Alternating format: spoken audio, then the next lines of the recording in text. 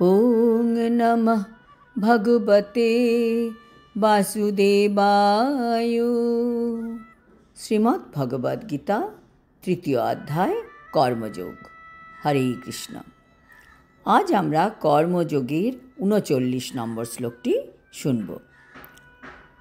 আবৃতং জ্ঞানম এতেন জ্ঞানিনো নিত্যবৈরিণা কামরূপেণ কৌন্তেয় দুষ্পুরেণ অনলেন চ। অনুবাদ: এভাবে কামরূপী চিরশত্রুর দ্বারা জীবের শুদ্ধ চেতনা আবৃত হয়। এই কাম আগ্রাসী অগ্নির মতো চির অতৃপ্ত। তাৎপর্য: এই শ্লোকে কৃষ্ণ বলছেন যে জীবের এই যে শুদ্ধ চেতনা, তাকে চিরশত্রুর মতন কাম আবৃত করে রাখে। আর এই কাম হচ্ছে আগুনের মতন হামেশা অতৃপ্ত। মনুস্মৃতিতে বলা হয়েছে যে ঘি ঢেলে যেমন আগুনকে কখনো নেভানো যায় না, তেমনি কাম উপভোগের দ্বারা কখনোই কামের নিবৃত্তি হয় না। একজন মানুষও কি দেখতে পাওয়া যায় যে কাম উপভোগের দ্বারা সম্পূর্ণ সন্তুষ্টি পেয়েছে?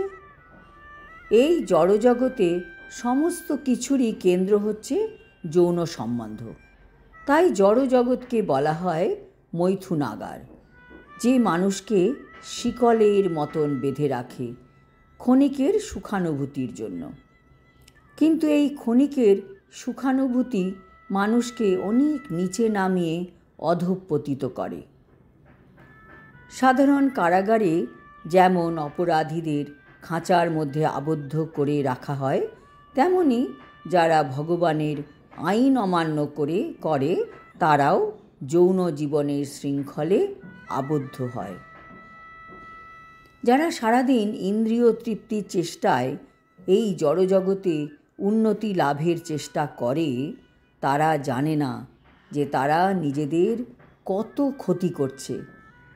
সেই সব বদ্ধ জীবেরা তাদের এই জড় জগতে তাদের অস্তিত্বের মেয়াদ বৃদ্ধি করছে, মানে তারা বারবার জন্ম মৃত্যুর চক্রে ঘুরতে থাকবে। তাদের বারবার এই দুঃখালয়ে এসে দুঃখই ভোগ করতে হবে। তাই এই কাম হচ্ছে অজ্ঞানতার প্রতীক, যার দ্বারা এই জড় জগতে আবদ্ধ করে রাখা হয়েছে।